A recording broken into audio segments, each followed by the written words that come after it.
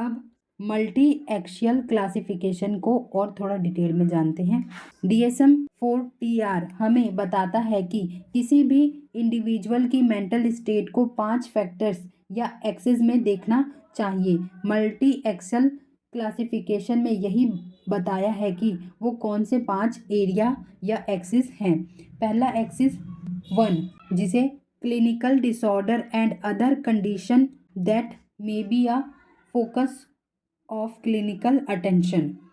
इसमें उन डिसऑर्डर्स के बारे में बताया है जिनको क्लिनिकल अटेंशन की ज़रूरत होती है।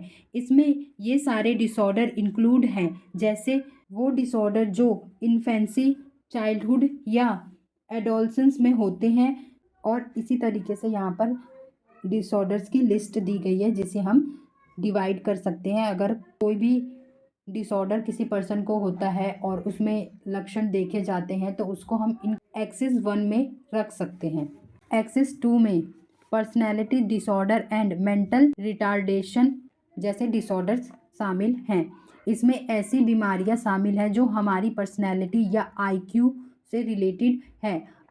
अब कभी कभी ऐसा होता है कि किसी पर्सन में एक्सिस 1 और एक्सिस 2 के सिम्टम्स दिखाई देते हैं, तो उन पर्सन को दोनों एक्सिस में देखा जाता है। जैसे कि इंडिविजुअल को एंजाइटी जो कि एक्सिस 1 का डिसऑर्डर है और पर्सनालिटी डिसऑर्डर जो कि एक्सिस 2 का डिसऑर्डर है, दोनों के सिम्टम्स दिखाई देते हैं उसके अंदर, तो उसको दोनों में डायग्नोज किया जाएगा।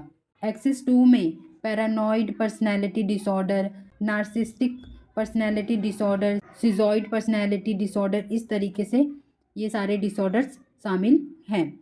अब एक्सिस 3, जर्नल मेडिकल कंडीशन। इसमें ऐसे मेंटल डिसऑर्डर शामिल है जो किसी मेडिकल कंडीशंस के कारण होते हैं। फॉर एग्जांपल, अगर किसी पर्सन को हाइपोथायराइडिज्म के कारण मूड डिसऑर्डर जैसे कि डिप्रेशन हो रहा है तो ये एक्सिस 3 में आएगा, क्योंकि ये मेडिकल कंडीशन के कारण हो रहा है, ना कि किसी और वजह से।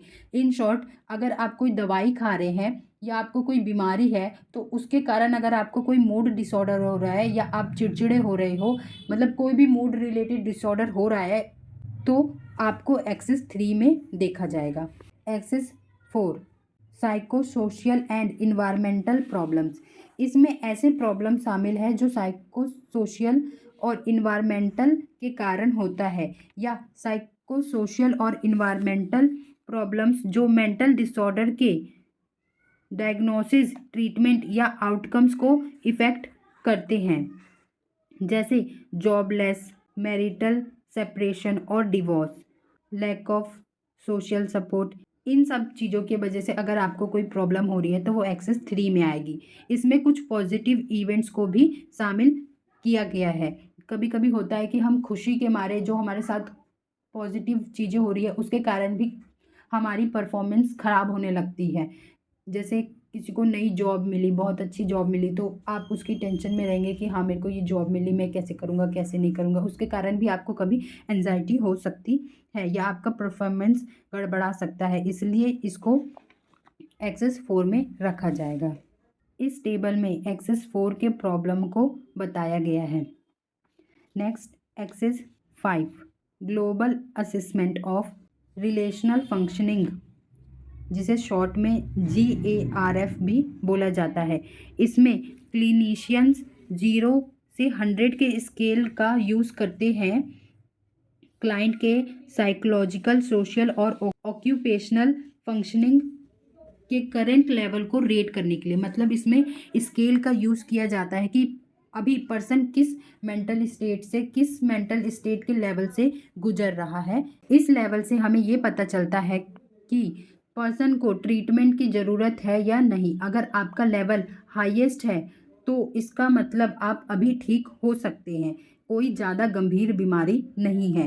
इस टेबल में स्केल और लेवल बताए हैं। अब इसकी इवैल्यूएशन को जानते हैं। जैसा कि हमने जाना, DSM ने किस तरह अपने आप को टाइम टू टाइम अपडेट किया। DSM का यूज़ पर्सन को डायग्नोस करने के लिए, रिकॉर्ड रखने के लिए और ट्रीटमेंट प्लान करने के लिए किया जाता है, और दूसरों के साथ कम्युनिकेशन करने के लिए भी किया जाता है, यानी दूसरों को बताना कि इस पर्सन को क्या बीमारी है, कैसे लक्षण है, इसके लिए किया जाता है। DSM-4TR ने कुछ क्रिटिसिज्म का भी सामना किया। पहला है वैलिडिटी और रिलायबिलिटी। जो आलोचक थे उनका मानना था कि DSM-4TR में जिन डिसऑर्डर्स को डिफाइन किया गया है वो रियल वर्ल्ड में मौजूद नहीं है। दूसरा, सुपरफिशियल सिम्टम्स।